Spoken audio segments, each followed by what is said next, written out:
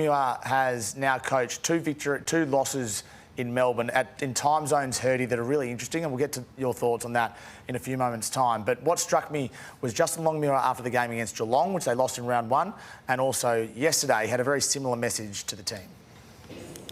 We weren't tough enough.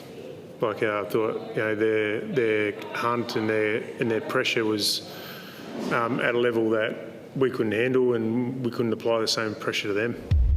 Yeah, didn't think we were tough enough.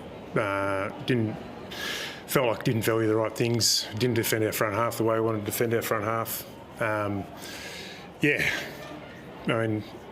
they have over 70 points at half time? It's not the team we want to be.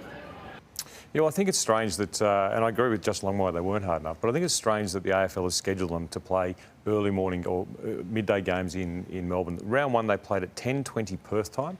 They played in Geelong, and this round they played at 11:20 Perth time, which, look, I know it's not a big deal, but body clock is a big part of the way you play. And the only reason I can think the AFL would schedule them there is so they can get home on that flight. But if I was Fremantle, I'd be quite disappointed with being scheduled in the middle of the day, which is actually early morning Perth time. Yeah. As a player, when we played late in Perth, you were saying, Jimmy, it was the 8:30 Perth game, which was sort of the 10:30 Melbourne game. It did throw you out of whack. Yeah, you felt like at three-quarter time you were playing past midnight with your body clock, and you try and adapt, and you don't try and use it as an excuse, as you've touched on there, but it is an interesting factor. And they've both been warm games too. That game against Geelong was hot, and it was hot at the MCG on the weekend. And slow